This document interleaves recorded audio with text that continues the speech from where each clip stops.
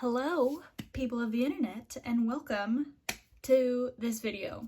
I have been watching a lot of YouTube while in my lockdown due to COVID, so I found a trend, and it's old, like a couple years old, but it's the how I used to do my makeup in high school thing, and I really like the way that Jenna Marbles did it because she did her journey through makeup, and that's what I'm going to do for you all today. My journey through makeup was kind of a shit show, and honestly still is kind of a shit show, but I think that that's where I'm at in my quarantine journey, and I think it's time to give you all introduction to what that would look like. So the way that Jenna did it I really liked, but I don't exactly have all the money or the ability to leave my house to go and pick up all the products that I used while I was in high school, middle school. So for things that I can't actually recreate, I'm just gonna post a photo, I'll just pop a photo in so you can see what it looked like and what I'm talking about. Let's jump in. All right, so my first ever experience with makeup, at least as far as I can remember, was kind of ridiculous, and I definitely cannot recreate the things that occurred with that, but I think you'll all know what I'm talking about. When I was 9-ish, roughly, I got one of those massive kits from Walmart or Target for Christmas, and it was basically a craft set that was safe to put on your face, you know what I'm talking about. And it was glitter, it was gross lipstick, it was weird blushes and weird stuff to put on your eyes, not real eyeshadow but powdery weird things.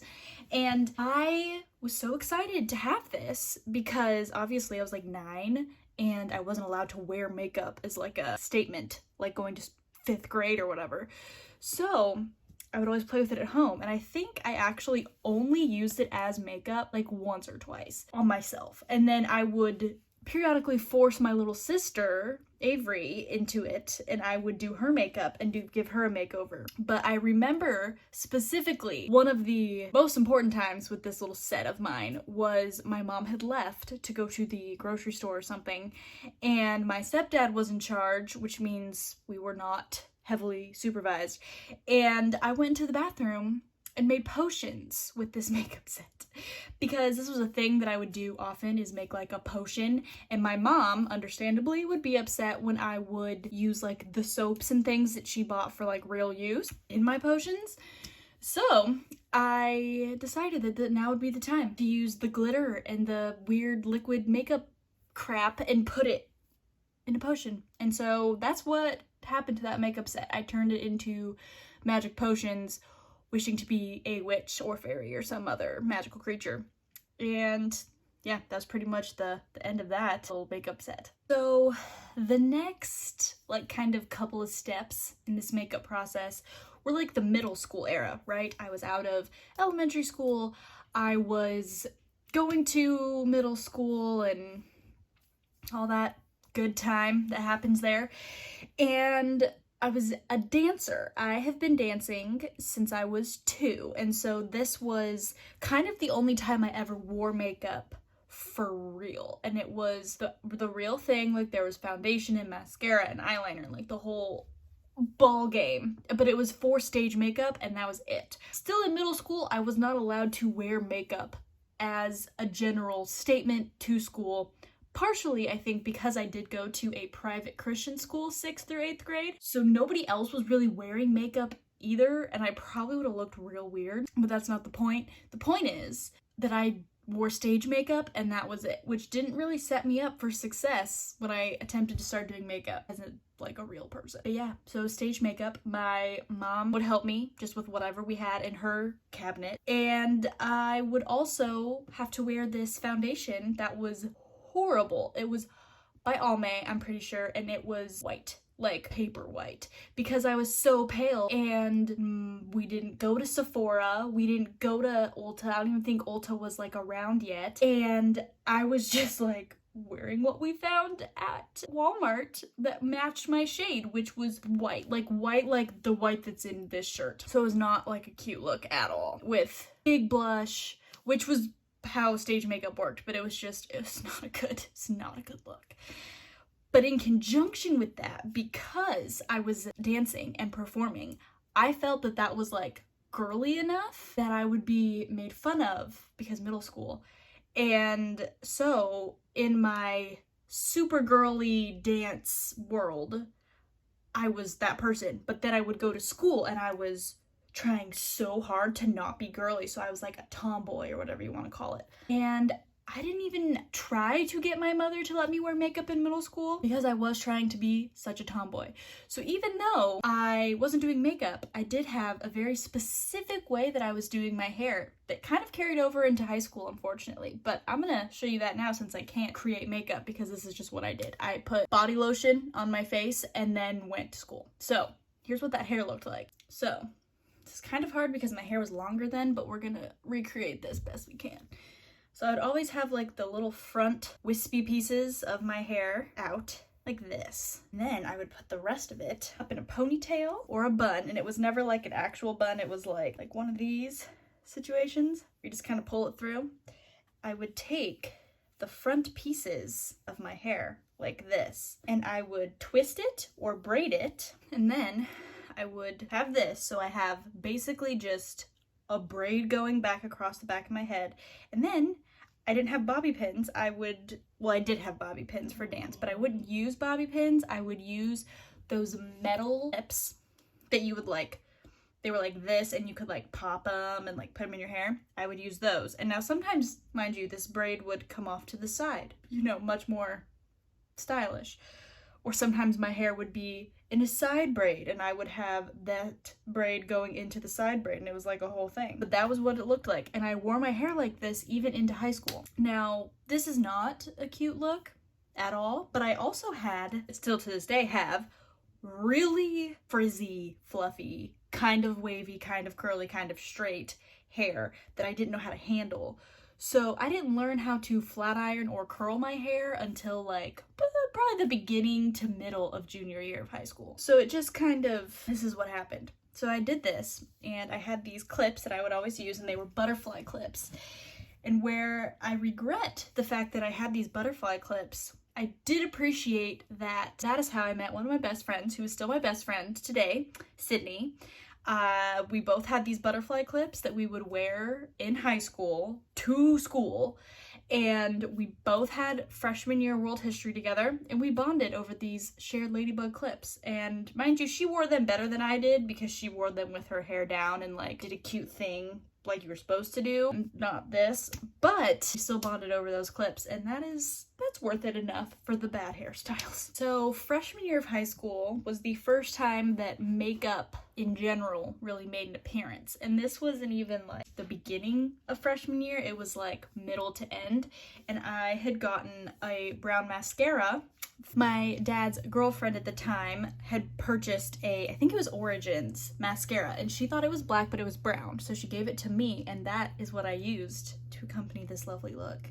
So I would put on brown mascara and then go to school like this in one of 2 or 3 hoodies, jeans, and the same pair of Converse, and that was the whole look. So that was it. That was the whole thing for most of high school, at least half of high school. By the beginning of junior year, I discovered eyeliner and would use brown eyeliner to just line my lower lid. So I was doing brown eyeliner on my bottom lid, in my waterline and down below, and that was it with my mascara, nothing else. And then that was also when I learned how to flat iron my hair, at least mostly. So I didn't learn this until later. Apparently, when I was learning to flat iron my hair, I wasn't getting the back very well. So it would be really pretty and straightened up front, and then there'd be massive pieces in the back that were super wavy and poofy. That just happened, and my mother let me go to school like that.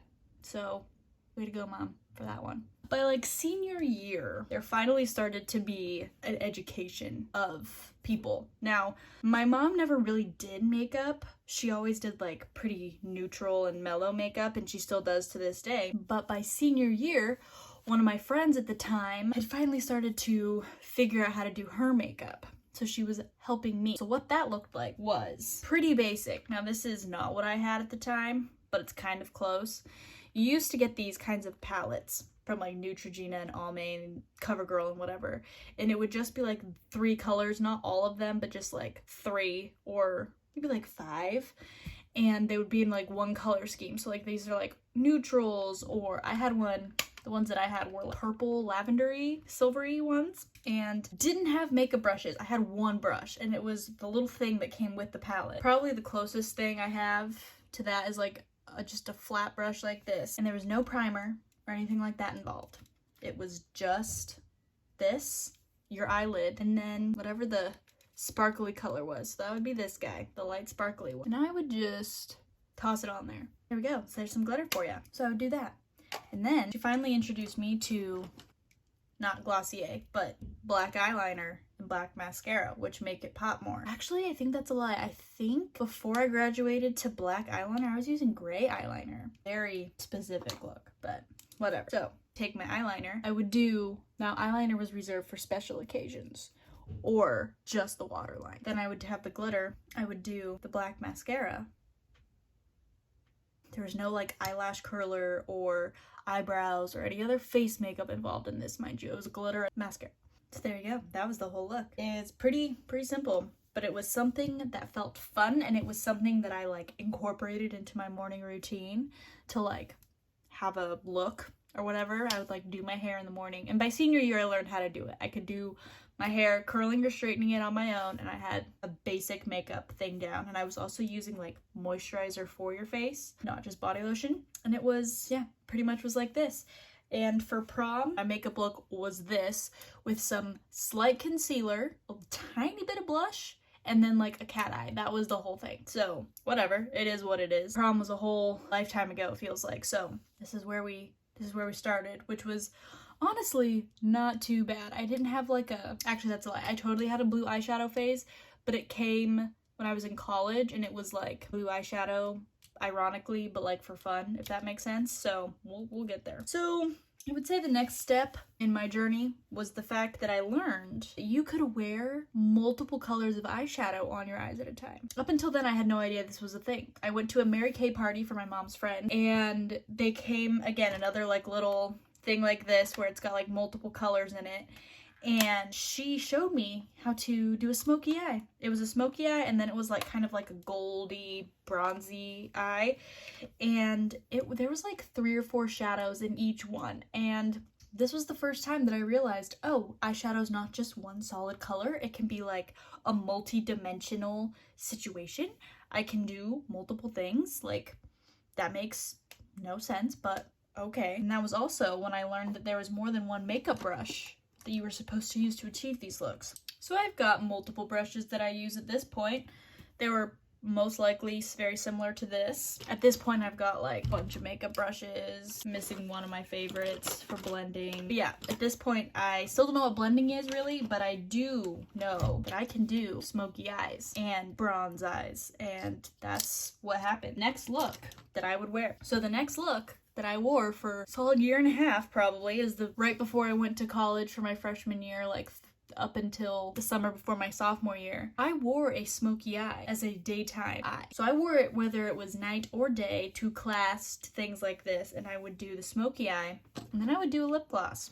Closest color I have to probably what I was using then is this Clinique Lip Gloss. This is the shade Tender Heart, but the one that I was using was probably like Mary Kay or Victoria's Secret or something from Target. This is even slightly more pigmented than what I was using.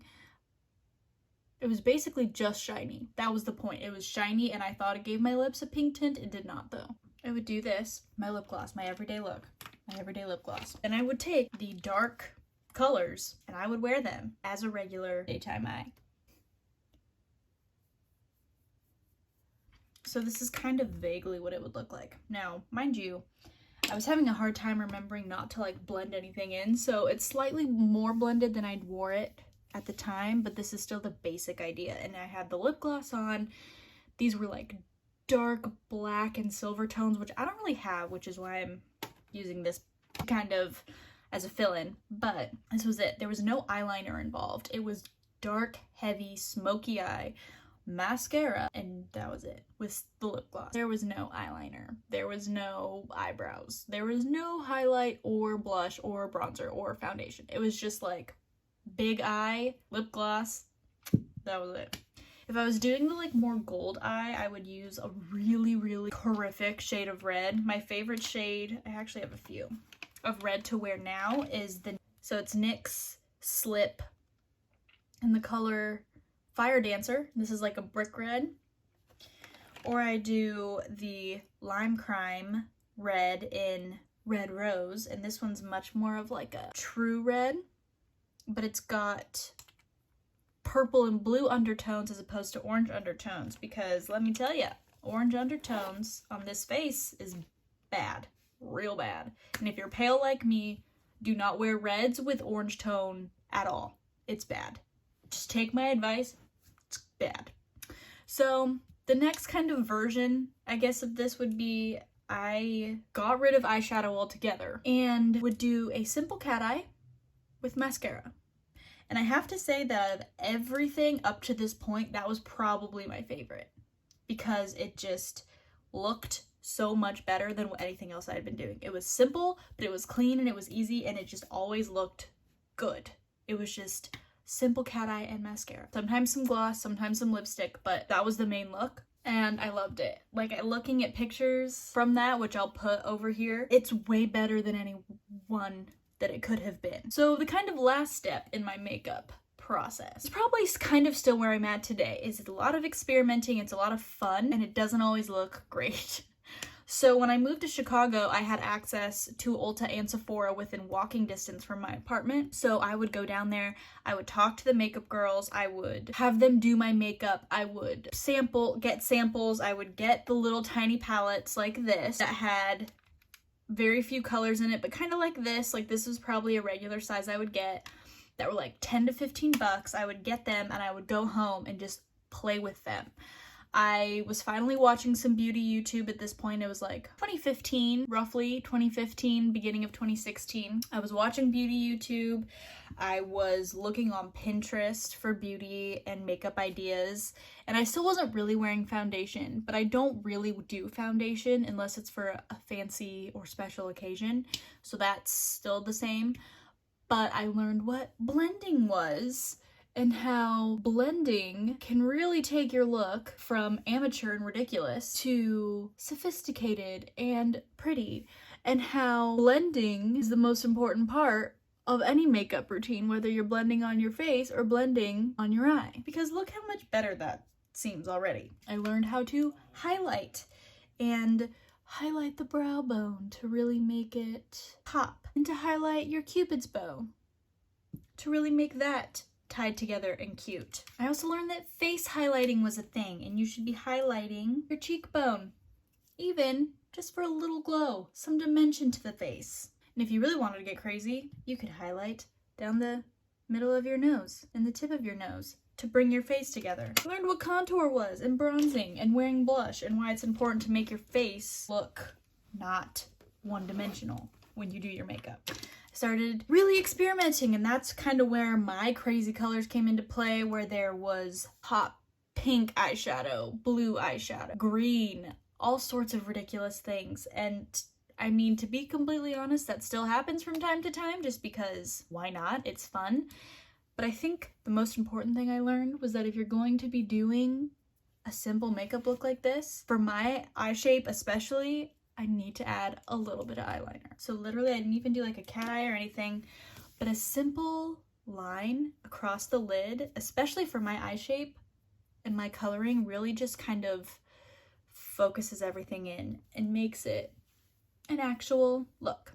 Now this is something, even with the lip gloss, that I would probably wear out today. It's simple and neutral. I would wear this to work, not right now because of masks, and lip gloss and masks do not mix.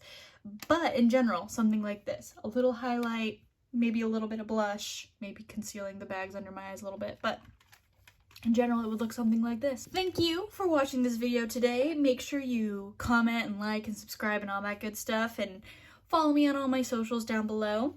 If you liked this video, let me know, and I can do more things like this. If you didn't, let me know and give me some ideas on what you want to see over here. But I hope you had fun with this. I definitely did. It was a fun little jaunt down memory lane. And I will see you all in the next video. Bye!